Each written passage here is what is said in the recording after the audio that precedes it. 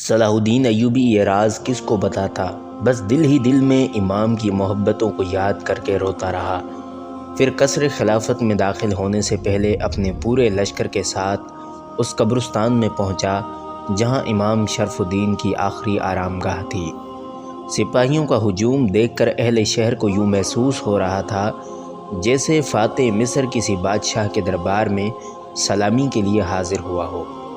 صلاح الدین ایوبی بہت دیر تک امام شرف الدین کی قبر پر کھڑا فاتحہ خوانی کرتا رہا۔ اس دوران ایک لمحے کے لیے بھی اس کے آنسو نہیں تھمے تھے۔ پھر اسی سوگوار حالت میں صلاح الدین ایوبی اپنی والدہ کی قبر پر حاضر ہوا، اشک بار آنکھوں کے ساتھ مادر مہربان کے لیے مغفرت کی دعائیں کی، اور سب سے آخر میں قصر خلافت پہنچا جہاں شمس النساء نے اپنے 1 سالہ بیٹے نور الدین کے ساتھ شوہر کا استقبال کیا۔ ابھی مصر میں صلاح الدین ایوبی نے آرام و سکون کے چند دن بھی نہیں گزارے تھے کہ سلطان ملک صالح نے ایڈیسا کے قلعے کو صلاح الدین ایوبی کے قبضے سے چھڑانے کے لیے ایک نئی چال چلی۔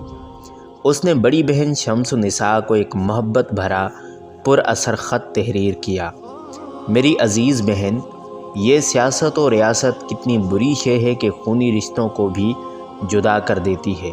تمہیں دیکھے ہوئے زمانے گزر گئے، بس خدا ہی جانتا ہے کہ میں اس حوالے سے تمہارے لیے اپنے دل میں کیسی تڑپ محسوس کرتا ہوں۔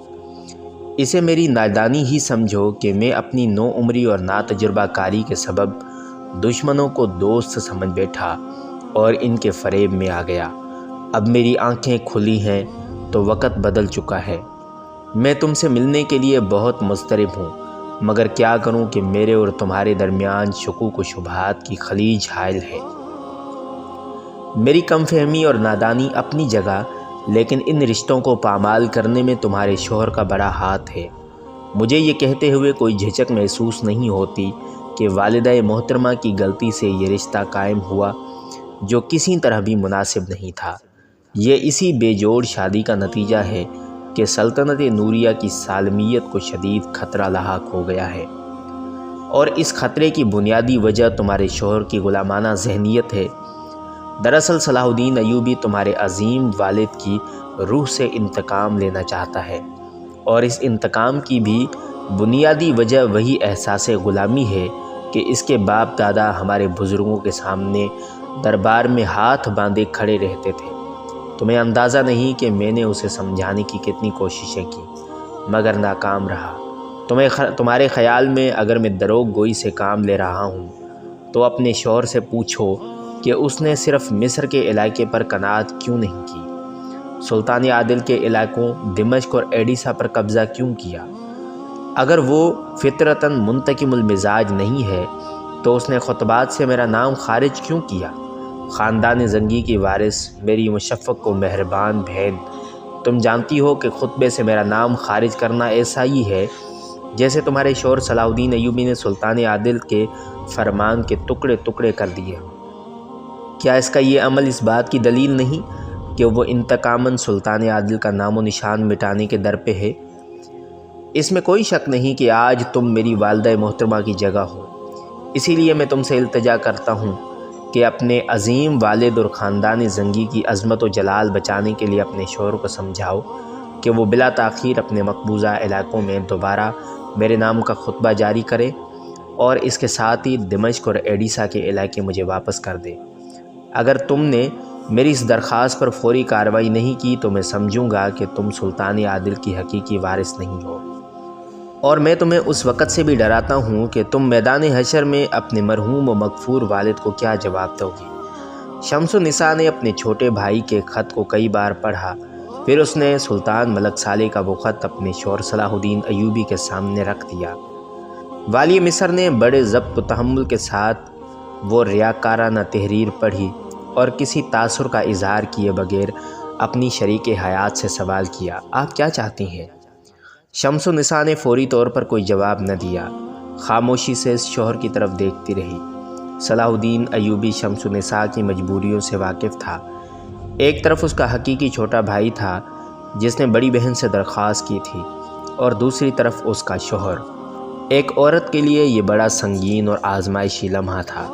جب دونوں قریبی رشتہ دار گردش حالات کے سبب آپس میں متصادم ہو گئے ہوں۔ صلاح الدین ایوبی نے اپنی شریک سفر کی ذہنی کشمکش کو دور کرنے کے لیے مسکراتے ہوئے کہا، ایک چھوٹے بھائی نے پہلی بار اپنی بڑی بہن سے کوئی سوال کیا ہے، میرے خیال میں اسے خالی ہاتھ لوٹانا مناسب نہیں۔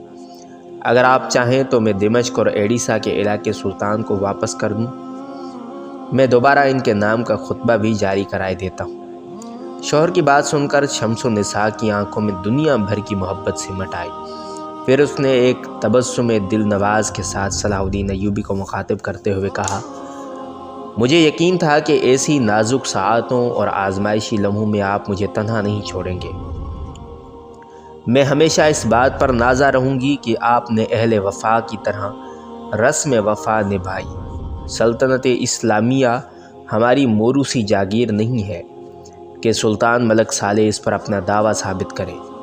سلطان عادل کا حقیقی جانشین وہی ہوگا جو ان کے نقش قدم پر چلتے ہوئے اپنی پوری زندگی اہل ایمان کی فلاح و بہبود کے لیے وقف کر دے۔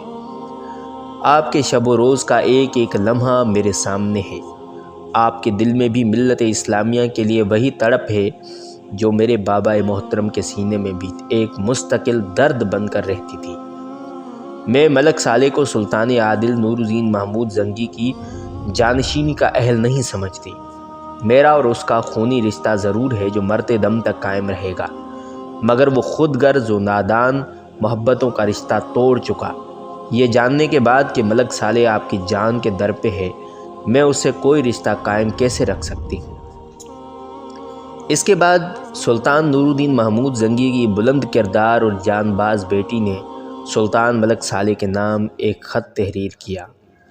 میں جانتی ہوں کہ تمہارے اوباش اور گمراہ مشیر تمہیں سیدھے راستے کی طرف نہیں جانے دیں گے، مگر میں ایک بہن کی حیثیت سے تمہیں آخری بار نصیحت کرتی ہوں کہ جو کچھ میسر ہے اسے غنیمت جانو اور رعایا کی فلاح و بہبود کا خیال رکھو تاکہ تمہیں دنیا و آخرت کے رنج و الم سے نجات حاصل ہو۔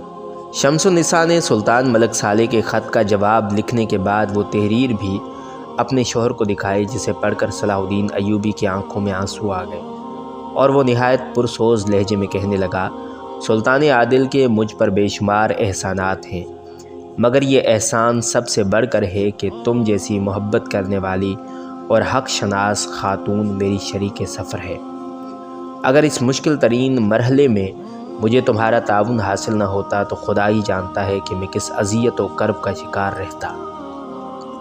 شوہر کی جذباتی گفتگو سن کر شمس النساء نے انتہائی پرجوش لہجے میں کہا، اگر آج کے بعد ملک صالح آپ کے خلاف کسی سازش میں ملوث پایا جائے تو میری طرف سے اجازت ہے کہ آپ آگے بڑھ کر حلب پر بھی قبضہ کر لیں تاکہ ہمیشہ کے لیے ان شر انگیزیوں کا سدباب ہو سکے۔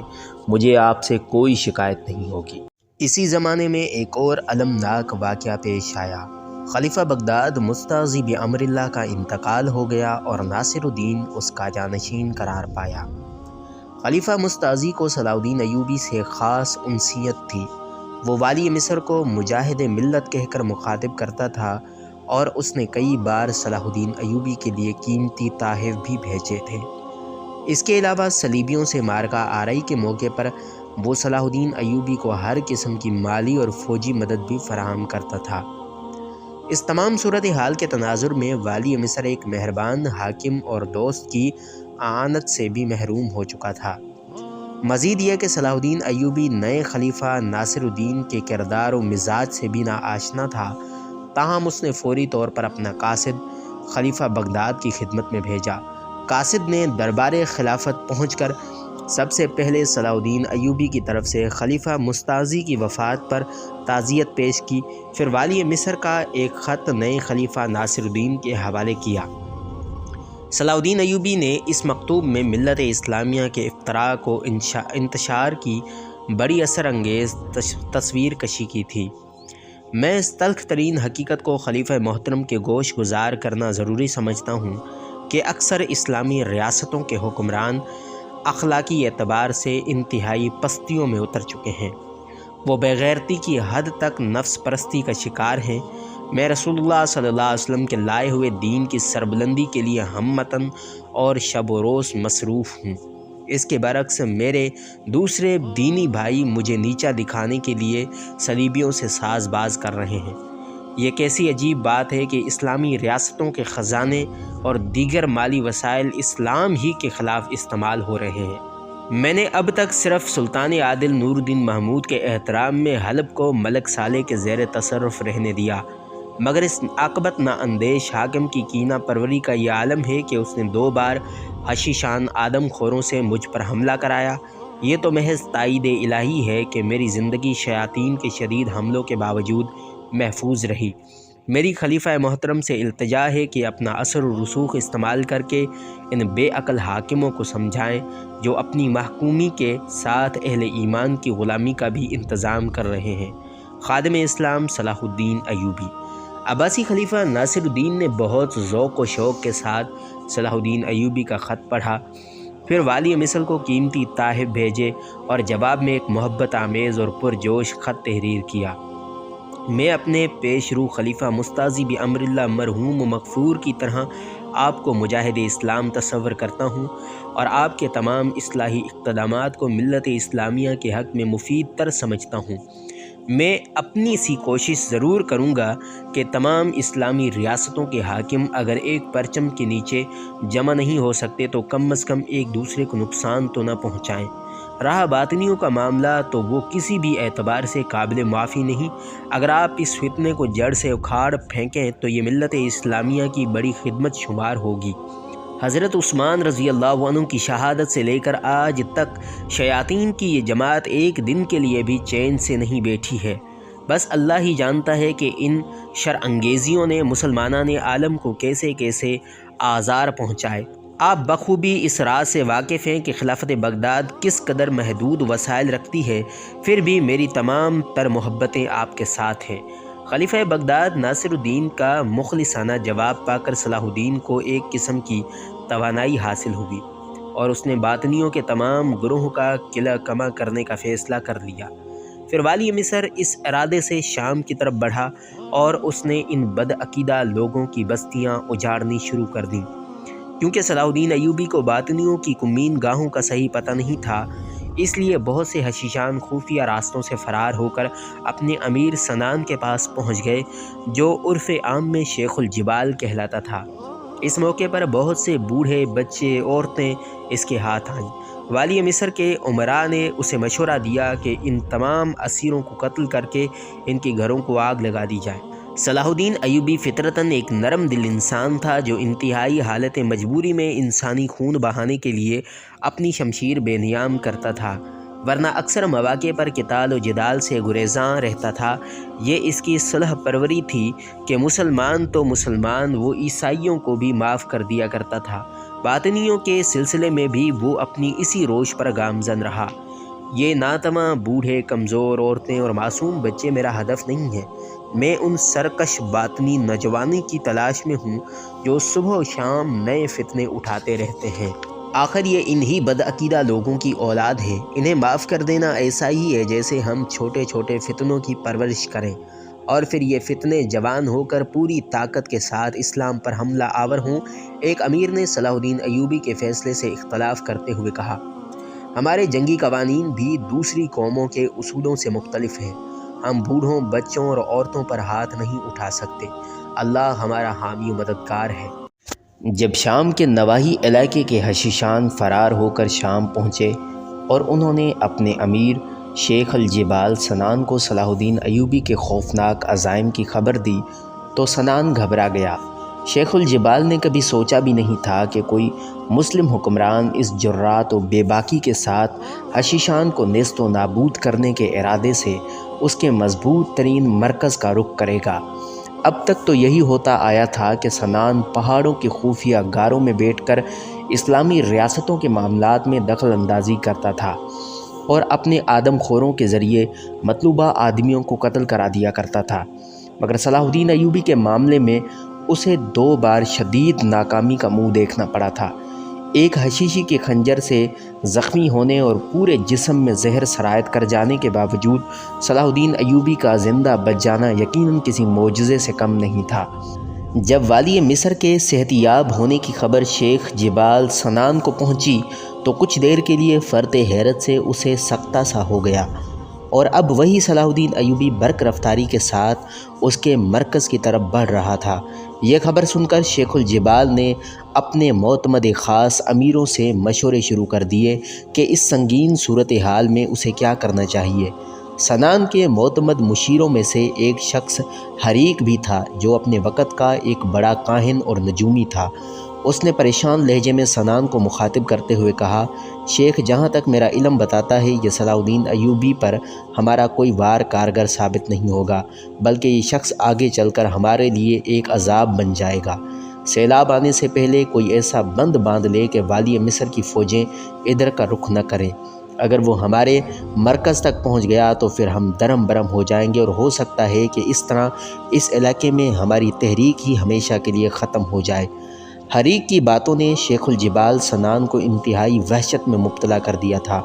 آخر طویل غور و فکر کے بعد شیخ الجبال سنان صلاح الدین ایوبی کے حقیقی ماموں شہاب الدین محمود بن تقش کے پاس پہنچا اور اسے تمام صورتحال سے باخبر کرتے ہوئے التجا کے لہجے میں بولا، تم اپنے بھانجے صلاح الدین کو روکو، وہ ہماری ہلاکتوں و بربادی کے در پہ ہے۔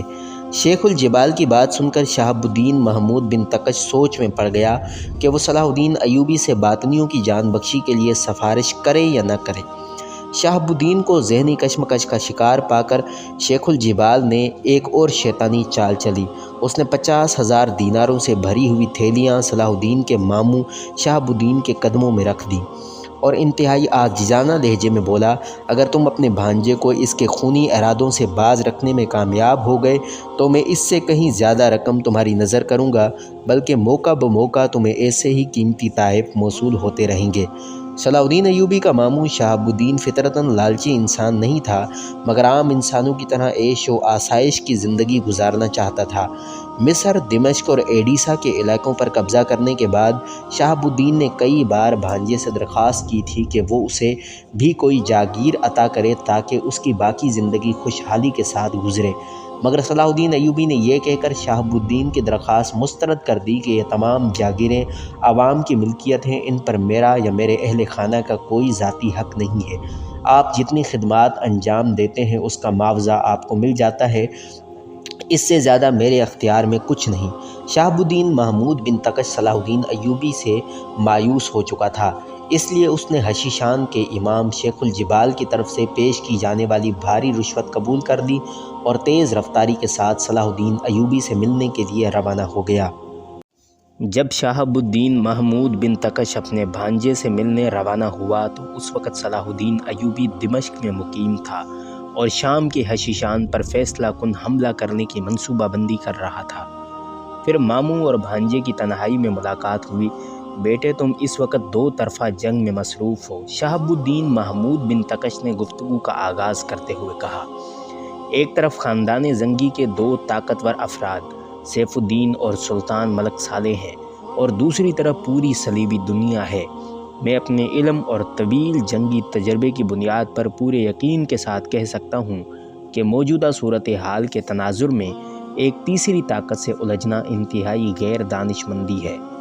صلاح الدین ایوبی پوری توجہ اور انہماک سے اپنے حقیقی ماموں کی گفتگو سن رہا تھا، مگر تیسری طاقت کے ذکر پر وہ چونک اٹھا۔ تیسری طاقت سے آپ کی مراد کیا ہے؟ صلاح الدین ایوبی نے انتہائی مؤدبانہ لہجے میں ماموں کو مخاطب کرتے ہوئے کہا۔ میری مراد حشیشان شام سے ہے۔ شہاب الدین محمود بن تقش نے بہت احتیاط کے ساتھ گفتگو شروع کی۔ ان کا مذہبی نظریہ ہمارے عقیدے سے کچھ مختلف صحیح، مگر وہ ہیں تو مسلمان۔ پھر تم خام خواہ ان کی دشمنی کیوں مول لیتے ہو؟ سیاست تو اسی کا نام ہے کہ بوقت ضرورت دشمن کو بھی دوست بنا لیا جائے۔ اگرچہ صلاح الدین ایوبی اپنے ماموں کا بہت احترام کرتا تھا، مگر اس وقت شہاب الدین محمود بن تقش کی گفتگو سن کر صلاح الدین ایوبی کے چہرے پر ناگواری کا رنگ ابھر آیا، تاہم اس نے شائستگی اور احترام کا دامن ہاتھ سے نہیں چھوڑا۔ مجھے اس بات سے شدید دکھ پہنچا ہے کہ آپ ان گمراہوں کو مسلمان سمجھتے ہیں۔ صلاح الدین ایوبی کے لہجے سے انتہائی اذیت و کرب کا اظہار ہو رہا تھا۔ اگر یہ مسلمان نہیں تو پھر کون ہیں؟ شہاب الدین محمود نے تیز لہجے میں پوچھا۔ ماموں کا انداز گفتگو دیکھ کر صلاح الدین ایوبی کو ایک بار پھر بہت تعجب ہوا۔ اب کی مرتبہ اس کے لہجے میں تلخی شامل ہو گئی اور آواز بھی معمول سے زیادہ بلند تھی۔ میری سمجھ میں یہ بات نہیں آ رہی کہ آخر آپ حشیشان شام کی وکالت کیوں کر رہے ہیں؟ اس لیے کہ ان کے امیر شیخ الجبال نے مجھ سے اس بات کی شکایت کی ہے کہ تم اس کے ہم عقیدہ لوگوں پر بے جا مظالم ڈھا رہے ہو، یہاں تک کہ تم نے ان کی چھوٹی چھوٹی بستیاں اجاڑنی شروع کر دی ہیں۔ مجھے یہ بھی بتایا گیا ہے کہ اس مہم کے بعد تم اس کے مرکز پر حملہ آور ہو کے باطنیوں کی نسلیں تک مٹا دو گے۔ یہ کہتے کہتے شہاب الدین محمود بن تکش کی آواز بھی کسی قدر سخت ہو گئی تھی۔ قدرت نے صلاح الدین ایوبی کو شجاعت و استقامت کے ساتھ ذہانت و فراست بھی بخشی تھی۔ وہ ایک لمحے میں سمجھ گیا کہ شہاب الدین کی گفتگو کے پس پردہ کون سے محرکات شامل ہیں۔ شیخ الجبال نے آپ کو یہ نہیں بتایا کہ اس نے والی موصل سیف الدین اور والی حلب سلطان ملک صالح سے ایک بہت بڑی رقم لے کر مجھے صفحہ ہستی سے مٹانے کی قسم کھائی ہے، اور اس سلسلے میں وہ 2 مرتبہ اپنی سی بھرپور کوشش کر چکا ہے۔ اگر حق تعالیٰ کی ذات پاک میری حامی و ناصر نہ ہوتی تو میں اس وقت آپ سے گفتگو کرنے کے بجائے زیر خاک سو رہا ہوتا۔ یہ کہتے کہتے صلاح الدین کے لہجے سے بہت زیادہ تلخی جھلکنے لگی۔ شہاب الدین محمود بن تکش نے اندازہ کر لیا کہ اس کا بھانجا مذہبی معاملات میں بہت زیادہ جذباتی اور حساس ہے، اس لیے اس نے صلاح الدین کو نرم کرنے کے لیے نیا طریقہ اختیار کیا۔ شیخ الجبال سنان نے اپنی اس اضطراری حرکت پر بہت زیادہ ندامت کا اظہار کیا ہے۔ اس نے مجھ سے وعدہ کیا کہ وہ آئندہ تمہیں اپنا بہترین دوست تصور کرے گا، بلکہ یوں کہوں کہ مجھے اس نے ثالث بنا کر بھیجا ہے کہ میں شیخ جبال اور تمہارے درمیان دوستی کا رشتہ قائم کرا دوں۔ شیخ الجبال جیسے شیطان کی بے جا حمایت اور وکالت پر صلاح الدین ایوبی کا خون کھول اٹھا، مگر اس نے اتنے قریبی رشتے کی پاسداری کے لیے انتہائی ضبط و تحمل سے کام لیا۔ میرے آقا صلی اللہ علیہ وسلم کی حدیث پاک ہے کہ مومن ایک سوراخ سے 2 بار نہیں ڈسا جاتا، مگر میں تو ڈسا جا چکا، اب تیسری باری کی تیاری ہے۔ اگرچہ صلاح الدین ایوبی کی آواز دھیمی تھی، مگر اس کے لہجے میں شدید طنز پوشیدہ تھا۔ شہاب الدین محمود نے ایک بار پھر اپنے بھانجے کو یقین دلانے کی کوشش کی کہ آئندہ شیخ الجبال اور اس کی جماعت تمہارے معاملے میں انتہائی دوستانہ روش اختیار کریں گے۔ ابھی شہاب الدین کی بات مکمل ہونے بھی نہیں پائی تھی کہ صلاح الدین ایوبی درمیان میں بول اٹھا۔ اب اس کی قوت برداشت جواب دے چکی تھی۔ اس نے با آواز بلند کہا، مجھے حق تعالیٰ کی مدد کے سوا کسی کی دوستی درکار نہیں، یہ میرا اور شیخ الجبال کا معاملہ ہے، برائے کرم آپ درمیان سے ہٹ جائیں۔ صلاح الدین میں خوب جانتا ہوں کہ تم نے اپنے بہت سے دشمنوں کو معاف کیا ہے، اگر سنان کو بھی معاف کر دو گے تو یہ تمہاری اعلیٰ ظرفی کا ایک اور عظیم و عالیشان مظاہرہ ہوگا۔ دوسرے یہ کہ میری بات بھی رہ جائے گی۔ شہاب الدین محمود بن تکش صلاح الدین ایوبی کے غصے کو کم کرنے اور اس سنگین مرحلے کو ٹالنے کی ہر ممکن کوشش کر رہا تھا، اور اس کی بنیادی وجہ یہ تھی کہ شہاب الدین شیخ الجبال سنان سے بہت بھاری رقم لے چکا تھا۔ اپنے حقیقی ماموں کا ملتجیانہ انداز دیکھ کر صلاح الدین ایوبی کا لہجہ بھی بہت نرم ہو گیا۔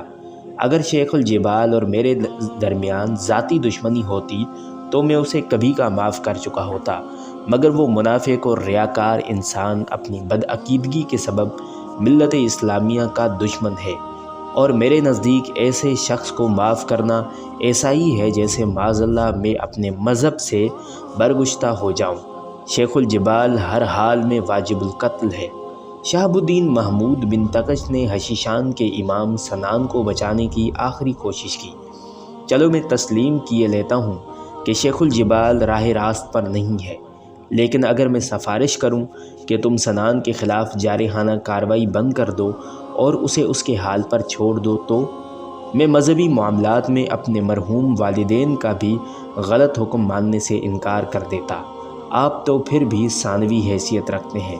یہ کہتا ہوا صلاح الدین ایوبی اٹھ کھڑا ہوا۔ اس کا لہجہ سخت تھا اور چہرے سے شدید ناگواری جھلک رہی تھی۔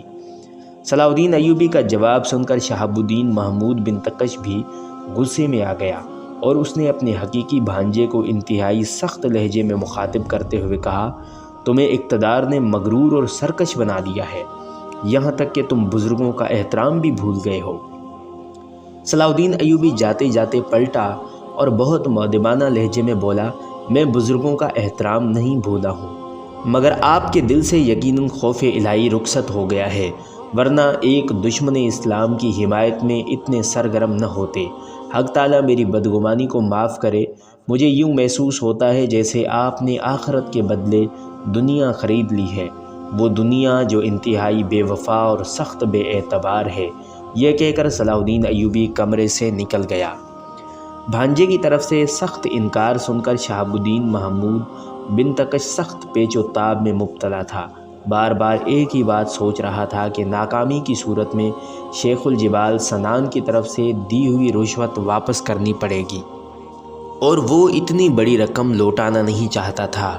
اپنے ماموں شہاب الدین محمود بن تکش سے گفتگو کے بعد صلاح الدین ایوبی نے صورتحال کا صحیح اندازہ کر لیا تھا، اس لیے وہ شیخ الجبال اور اس کے آدم خور حشیشان کو سنبھلنے کا موقع نہیں دینا چاہتا تھا۔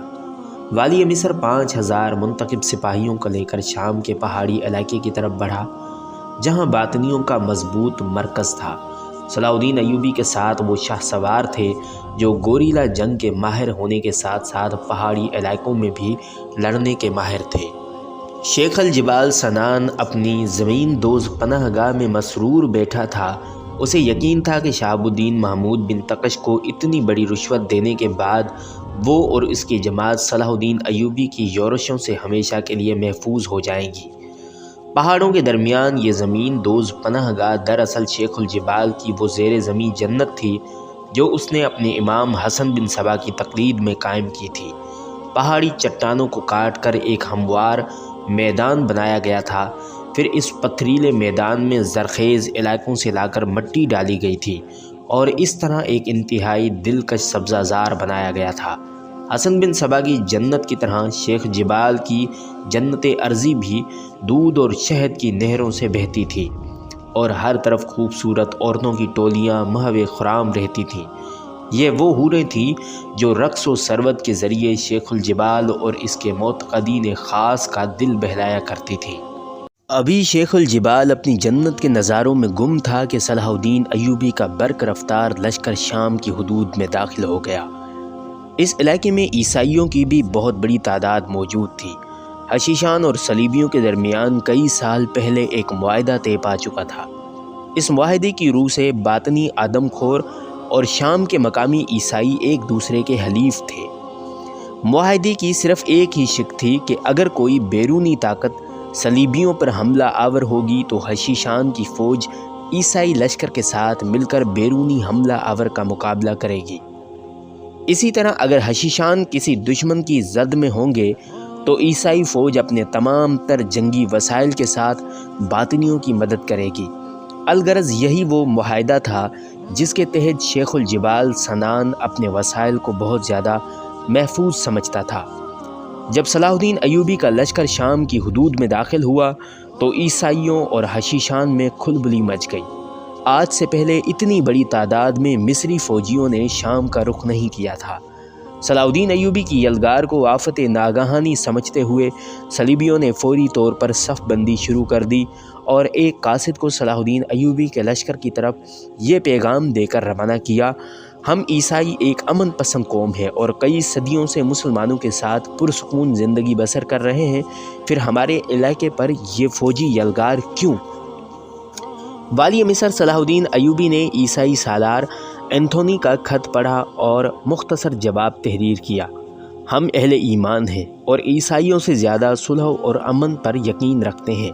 ہماری یہ جنگ ان بدعقیدہ حشیشان کے خلاف ہے جو بظاہر مسلمانوں جیسے نام رکھتے ہیں مگر در پردہ ملت اسلامیہ کو مسلسل نقصان پہنچا رہے ہیں، اور مجھے یہ بھی معلوم ہوا ہے کہ صلیبیوں اور حشیشان کے درمیان ایک جنگی معاہدہ بھی موجود ہے جس کے تحت تم دونوں ایک دوسرے کے حلیف قرار پائے ہو۔ میں صرف حشیشان کی سرکوبی کے لیے شام آیا ہوں۔ اگر اس معاہدے کے تحت عیسائی فوجی میرے راستے میں مزاحم ہوئے تو پھر میری یلغار صلیبیوں کے خلاف بھی کھلا ہوا اعلان جنگ ہوگا۔ میں تم پر واضح کیے دیتا ہوں کہ یہ جنگ مختصر اور محدود نہیں ہوگی، خواہ اس کا نتیجہ میری ہلاکت اور بربادی کی صورت میں ظاہر ہو، مگر میں اپنے آپ سے عہد کر چکا ہوں کہ جب تک میرا ایک بھی سپاہی زندہ رہے گا اس وقت تک یہ جنگ جاری رہے گی۔ عیسائی سالار انتھونی نے صلیبیوں کے خلاف صلاح الدین ایوبی کے کئی مارکہ آرائیوں کے قصے سنے تھے، مگر اپنے اس خط میں والی مصر قہر مجسم نظر آ رہا تھا۔ صلاح الدین ایوبی کی تحریر پڑھ کر سالار انتھونی بری طرح خوف زدہ ہو گیا۔ اس نے فوری طور پر اپنے قاصد کو دوسرا خط دے کر والی مصر کے پاس بھیجا، جس میں صاف صاف تحریر تھا: میں حاکم مصر کو یقین دلاتا ہوں کہ حشیشان اور عیسائیوں کے درمیان ایسا کوئی جنگی معاہدہ موجود نہیں ہے۔ آپ تک پہنچنے والی اطلاعات محض افواہوں پر مبنی ہے۔ اگر آپ مجھے تحریری طور پر یقین دلا دیں کہ اس جنگ میں کسی عیسائی کو کوئی غضب نہیں پہنچے گا تو عیسائی لشکر بھی کسی قسم کی مزاحمت نہیں کرے گا۔ صلاح الدین ایوبی یہی چاہتا تھا۔ اس نے بلا تاخیر یہ تحریر لکھ کر عیسائی قاصد کے حوالے کر دی: اگر اس فوجی مہم میں شام کے عیسائیوں نے مداخلت نہیں کی تو لشکر اسلام ان کے جان و مال، عزت و آبرو کا محافظ ہے۔ اگر ماضی کی طرح عہد شکنی سے کام لیا گیا تو ہماری شمشیریں آزاد ہیں، جس کے ساتھ جیسا چاہیں سلوک کریں۔ اس کے بعد صلاح الدین ایوبی کے سپاہی شام کی حدود میں داخل ہو گئے۔ اس اچانک افتاد سے پورا شہر سہما ہوا تھا، مگر صلاح الدین ایوبی کے نقیبوں نے گلی کوچوں میں گھوم کر عام شہریوں کو یقین دلایا تھا کہ لشکر اسلام جنگ کی غرض سے نہیں، چند باغیوں کی گرفتاری کے لیے شام کی حدود میں داخل ہوا ہے۔ عیسائی سالار انتھونی نے یہاں تک تو اپنے عہد کی پاسداری کی کہ عیسائی فوج کو خاموش تماشائی بننے کا حکم دے دیا، مگر اپنے کچھ معتبر آدمیوں کو اس اطلاع کے ساتھ شیخ الجبال کے پاس بھیج دیا کہ وہ اپنے دفاعی انتظامات مضبوط تر کر لے، کیونکہ صلاح الدین ایوبی اس کی تلاش میں شام آ پہنچا ہے۔ صلاح الدین ایوبی شیخ الجبال سنان کے خفیہ مرکز کے بارے میں کچھ نہیں جانتا تھا، اس لیے اس نے مقامی معززین کو طلب کیا اور ان کے سامنے تمام صورتحال بیان کرتے ہوئے کہا: میں اس سلسلے میں آپ حضرات سے صرف اتنا تعاون چاہتا ہوں کہ ان شیاطین کی خصوصی پناہ گاہوں کی نشاندہی کر دیں، تاکہ ایک ہی کوشش میں ان فتنہ گروں کا خاتمہ کیا جا سکے۔ صلاح الدین ایوبی کی بات سن کر اس وقت موجود تمام معززین شام گہری سوچ میں ڈوب گئے۔ ان کی یہ کیفیت دیکھ کر والی مصر نے یہی سمجھا کہ یہ مقامی لوگ شیخ الجبال سے خوف زدہ ہیں، اس لیے ان کے بارے میں کچھ بتانے سے گریزاں ہیں۔ صلاح الدین ایوبی نے اپنے اس اندیشے کا اظہار کیا تو شام کے ایک ممتاز عالم عبد الرحمن بن سعد نے جواباً کہا: ہم حشیشان سے خوف زدہ نہیں، حق و باطل کے درمیان مارکہ آرائی تو اس وقت سے ہے جب قابیل نے حضرت حابیل کی گردن پر خنجر چلایا تھا، اور یہ خیر و شر کی کشمکش اس وقت تک جاری رہے گی جب تک اس زمین پر قیامت نازل نہیں ہو جاتی۔ امر واقع یہ ہے کہ وہ ایک انتہائی منظم گروہ ہے۔ کوئی نہیں جانتا کہ شیخ الجبال کے ماننے والے کہاں کہاں ہیں اور کس کس بھیس میں ہیں۔ میری آپ سے بھی یہ درخواست ہے کہ پوری تحقیق کیے بغیر ہر کس و ناقص سے ملاقات نہ کریں۔ عبد الرحمن بن سعد کی بات سن کر صلاح الدین ایوبی کو چند لمحوں کے لیے وہ دونوں مناظر یاد آ گئے جب حشیشان نے اس کے فوجیوں کے لباس میں مصری لشکر کے اندر داخل ہو کر اس پر حملہ آور ہوئے تھے۔ شام کے معززین اور علماء نے بھی اسے محتاط اور ہوشیار رہنے کی تلقین کی۔ صلاح الدین ایوبی دوسرے ہی لمحے تصورات کی دنیا سے نکل آیا اور عبد الرحمن بن سعد سے مخاطب ہوا: اس کا مطلب ہے کہ میں شیخ الجبال کے مرکز یا خفیہ پناہ گاہ تک نہیں پہنچ سکتا؟ والی مصر کے لہجے سے مایوسی چھلکنے لگی تھی۔ اللہ نہ کرے کہ آپ اپنے ارادوں میں ناکام ہوں۔ عبد الرحمن بن سعد کے لہجے سے صلاح الدین ایوبی کے لیے انتہائی عقیدت کا اظہار ہو رہا تھا۔ اس وقت تو آپ تمام عالم اسلام کی امیدوں کا مرکز ہیں۔ ہماری اطلاعات کے مطابق حشیشان کی پناہ گاہیں اسی سلسلہ کو حصار میں ہیں، مگر یہ بات پوری یقین کے ساتھ نہیں کہی جا سکتی کہ شیخ الجبال کس پہاڑی غار میں روپوش ہے۔ یہ بھی سننے میں آیا ہے کہ فدائیین کی ایک بہت بڑی تعداد ہر وقت اس کی حفاظت کے لیے موجود رہتی ہے۔ عبد الرحمن بن سعد اور دوسرے معززین شہر کی فراہم کردہ اطلاعات اس قدر ناکافی تھیں کہ ان کے ذریعے شیخ الجبال کے صحیح ٹھکانے پر نہیں پہنچا جا سکتا تھا۔ یہ بات تو عام طور پر مشہور تھی کہ سنان شام کے سلسلہ کو حصار میں رہتا ہے، اور اس لیے اس نے شیخ الجبال پہاڑیوں کا بزرگ یا امیر کا لقب اختیار کیا تھا۔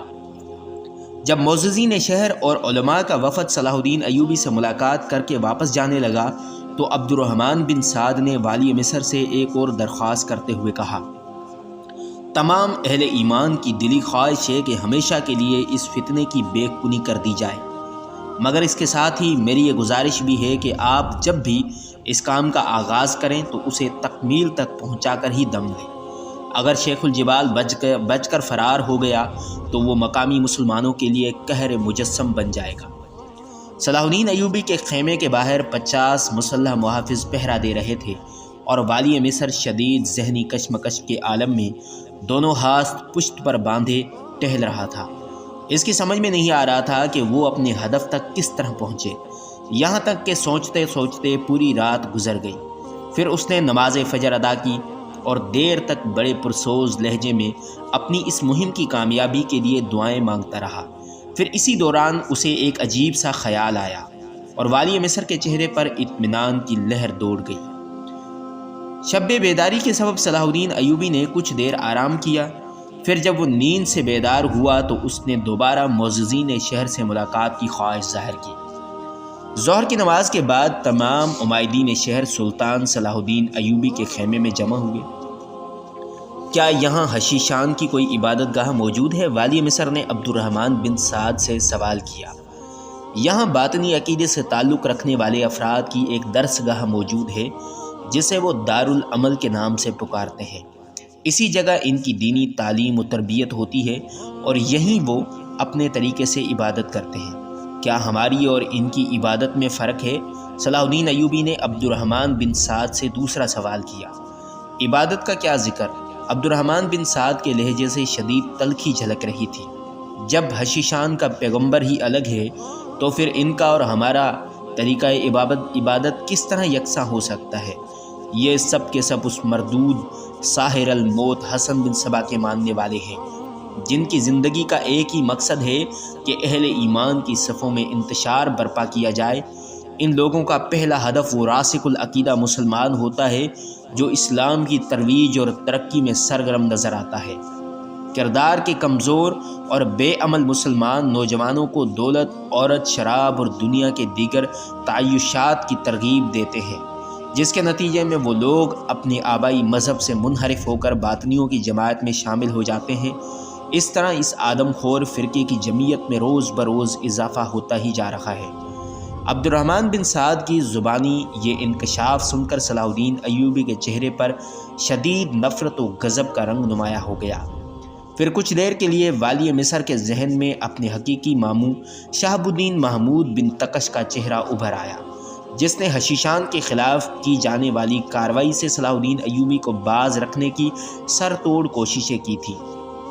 عبد الرحمن بن سعد کی گفتگو کی روشنی میں خود اس کا سگا ماموں حشیشان کا اعلی کار بن گیا تھا۔ یہی وجہ تھی کہ دمشق سے شام کی طرف یلغار کرنے سے پہلے صلاح الدین ایوبی نے شہاب الدین محمود بن تقش کو دمشق کے محل میں نظر بند کر دیا تھا اور اس کے کمرے کے باہر 10 تندرست و توانا مسلح محافظوں کا پہرا بٹھا دیا تھا، اور محافظوں کے لیے حکم تھا کہ شہاب الدین محمود بن تقش کوئی بھی بہانہ کرے اسے کمرے سے باہر جانے نہ دیا جائے۔ اگر زیادہ سرکشی پر اتر آئے تو بلا تاخیر اسے زنجیریں پہنا دی جائیں۔ صلاح الدین ایوبی نے اس خیال کے تحت اپنی حقیقی ماموں کو نظر بند کیا تھا کہ کہیں شہاب الدین محمود واپس جا کر شیخ الجبال سنان کو اس کے منصوبے سے باخبر نہ کر دے، مگر یہ کام تو پہلے ہی عیسائی سالار اینتھونی کر چکا تھا اور تمام حشیشان نے اپنے اپنے خفیہ مورچے سنبھال لیے تھے۔ کچھ دیر بعد صلاح الدین ایوبی دوبارہ تصورات کی دنیا سے نکل کر حقائق کی فضا میں آ گیا تھا۔ اس نے کسی قدر تلخ لہجے میں عبد الرحمن بن سعد سے ایک اور سوال کیا۔ شام مکمل طور پر اسلامی ریاست ہے، پھر حشیشان کو یہ آزادی کس نے دی ہے کہ وہ کھلے عام اپنی شیطانی سرگرمیاں جاری رکھے ہوئے ہیں؟ عبد الرحمن بن سعد نے نہایت کربناک لہجے میں جواب دیتے ہوئے کہا، حق تعالی سلطان عادل نور الدین محمود زنگی کی مغفرت کرے، جب تک وہ حیات رہے حشیشان کی سخت نگرانی کی جاتی تھی۔ سرکاری جاسوس ہر وقت کسی شکاری پرندے کی طرح ان شیاطین کے تعاقب میں رہتے تھے۔ نتیجاً اس گروہ کی سرگرمیاں ان کی چند پناہ گاہوں تک محدود رہ گئی تھی۔ حشیشان کے علاوہ باطنیوں کے دوسرے فرقوں پر بھی سخت پابندیاں عائد کر دی گئی تھیں، مگر سلطان عادل نور الدین محمود زنگی کے دنیا سے رخصت ہوتے ہی سلطان ملک صالح اور والی موصل سیف الدین نے ان تمام گروہوں کو مکمل آزادی دے دی۔ انجام کار یہ پہلے سے بھی زیادہ طاقتور ہو گئے۔ مزید قیامت یہ ہے کہ در پردہ ان دشمنان اسلام کو عیسائیوں اور یہودیوں کی پشت پناہی حاصل ہے۔ یہی دونوں قومیں حشیشان کو مالی اور جنگی وسائل فراہم کرتی ہیں۔ اس قسم کی خبریں تو صلاح الدین ایوبی تک پہلے ہی پہنچ چکی تھیں، مگر آج ایک نہایت سکہ شخص اور معتبر عالم نے نہ صرف ان اطلاعات کی تصدیق کر دی بلکہ کچھ نئے انکشافات بھی کیے تھے۔ بے شک آپ کا شمار شام کے ممتاز علماء میں ہوتا ہے، اس لیے میں توقع رکھتا ہوں کہ آپ اپنے علم کی روشنی میں میری رہنمائی کریں گے۔ صلاح الدین ایوبی نے مؤدبانہ لہجے میں عرض کیا، کیا اسلامی فقہ کسی بھی اعتبار سے حشیشان کو مسلمان تصور کرتا ہے؟ ہرگز نہیں۔ عبد الرحمن بن سعد نے پرجلال اور دو ٹوک لہجے میں کہا، ان کا دین سے برائے نام بھی تعلق نہیں۔ عبد الرحمن بن سعد کا فتویٰ سن کر صلاح الدین ایوبی کے ہونٹوں پر ایک آسودہ مسکراہٹ ابھر آئی۔ اللہ آپ کو جزائے عظیم دے، بہت دن بعد آج مجھے ایک اذیت ناک ذہنی خلش سے نجات مل گئی جو راتوں کو مجھے سونے نہیں دیتی تھی۔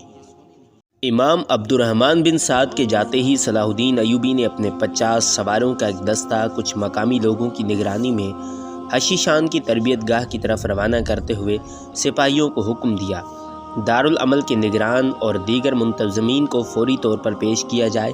اگر وہ لوگ خوشی سے آئیں تو انہیں عام شہریوں کی طرح لایا جائے، مزاحمت کریں تو ان سے مقابلہ کیا جائے، مگر اس طرح نہیں کہ انہیں زخمی کر کے بے دست و پا کر دیا جائے۔ خاص طور پر اس بات کا لحاظ رکھا جائے ان میں سے کوئی ہلاک نہ ہونے پائے۔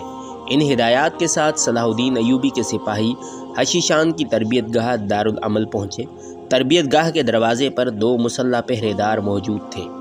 وہ صلاح الدین ایوبی کے سپاہیوں کو دیکھ کر گھبرا گئے۔ انہیں پہلے ہی خبر مل چکی تھی کہ والی مصر حشیشان کی تلاش میں شام آ پہنچا ہے۔ شیخ الجبال نے فوری طور پر انہیں خفیہ پیغام دیا تھا کہ صلاح الدین ایوبی کے لشکر کے ساتھ کسی قسم کے تصادم کی راہ اختیار نہ کی جائے اور ذہانت و تدبر کے ساتھ اس بلا کو یہاں سے ٹال دیا جائے۔ آپ لوگ کون ہیں اور یہاں کیوں آئے ہیں؟ ایک حشیشی پہرے دار نے صلاح الدین ایوبی کے سپاہیوں سے پوچھا۔ تمہارے اس دارالعمل کا نگرانی اعلیٰ کون ہے؟ ایک مصری سپاہی نے اس خوبصورت عمارت کی طرف دیکھا جس کے دروازے پر ایک بڑا اور خوبصورت پتھر نصب تھا اور پھر پتھر پر بہت جلی حروف کے ساتھ عربی زبان میں دارالعمل کندہ تھا۔ شیخ ابو ریحان اس درس گاہ کے معلم اعلیٰ ہیں، دارالعمل کے محافظ سپاہی نے جواب دیتے ہوئے کہا۔ شیخ ابو ریحان سے جا کر کہو والی مصر صلاح الدین ایوبی انہیں شرف ملاقات بخشنا چاہتے ہیں۔ مصری سپاہی نے تحکم آمیز لہجے میں کہا، ہمارے شیخ کسی سے ملاقات نہیں کرتے۔ حشیشی محافظ نے بھی صلاح الدین ایوبی کے سپاہیوں پر رعب ڈالنے کے لیے بلند آواز میں کہا، انہیں یاد خدا کے سوا دنیا کی کسی شے سے کوئی غرض نہیں۔ اس وقت بھی شیخ اپنی عبادت و ریاضت میں مصروف ہوں گے۔ ہم میں سے کسی کو اجازت نہیں کہ اس موقع پر ان کی محویت میں خلل ڈالا جائے۔ اپنے شیخ سے کہو کہ کچھ دیر کے لیے اپنی عبادت کو موقوف کر دیں اور ہمارے ساتھ چل کر والی مصر کی خدمت میں حاضر ہو جائیں۔ دوسرے مصری سپاہی نے سخت لہجے میں کہا، شیخ کا جو حکم تھا وہ تمہیں سنا دیا گیا۔ دوسرے حشیشی محافظ نے بھی اپنی آواز میں سختی پیدا کرتے ہوئے صلاح الدین ایوبی کے سپاہی کو جواب دیا، حالانکہ وہ اندر سے سہما ہوا تھا، تمہارے شیخ کا حکم ہم نے سن لیا، اب تم اندر جاؤ اور اپنے شیخ تک والی مصر کا حکم پہنچا دو۔ تیسرے مصری سپاہی نے مداخلت کرتے ہوئے کہا، اس کی آواز سے سختی کے ساتھ غصہ بھی جھلک رہا تھا، یہ ملاقات تو ہو کر رہے گی۔ ہم اہل ایمان کا یہ مزاج نہیں کہ ہم کسی کی عبادت گاہ یا درس گاہ کے در و دیوار اور فرش کو انسانی خون سے رنگین کر دیں، لیکن اگر تم نے والی مصر کے حکم کی تعمیل نہیں کی تو پھر ہماری شمشیریں با اختیار ہیں۔ جب حشیشی محافظوں نے اندازہ کر لیا کہ یہ طوفان کسی طرح ٹلنے والا نہیں تو ان میں سے ایک شخص دارالعمل کی عمارت کے اندر چلا گیا۔ پھر وہ کسی پرپیج راستوں اور تہ خانوں سے گزر کر ایک زمین دوز کمرے میں پہنچا۔ پھر اس نے دروازے پر دستک دی۔ اس وقت شیخ ابو ریحان ایک خوبصورت نوخیز لڑکی کے ساتھ شراب پی رہا تھا اور انتہائی سرخوشی کے عالم میں اپنے ریشمی بستر پر بیٹھا جھوم رہا تھا۔ اسے یہ بے جا اور بے وقت مداخلت سخت ناگوار گزری۔ یہ کون بے ادب ہے؟ شیخ ابو ریحان نے چیخ کر کہا۔ شیخ، موت ہمارے دروازے تک آ پہنچی ہے۔ باہر سے حشیشی محافظ کی انتہائی خوفزدہ آواز ابھری۔ موت کا نام سن کر اس خوبصورت لڑکی کے ہاتھ سے شراب کی سراہی بستر پر گر گئی اور وہ دہشت زدہ انداز میں اٹھ کر کھڑی ہو گئی۔ کیسی موت؟ شیخ ابو ریحان نے اپنی وحشت پر قابو پانے کی کوشش کی، مگر اس کی آواز سے بھی لرزش نمایاں تھی۔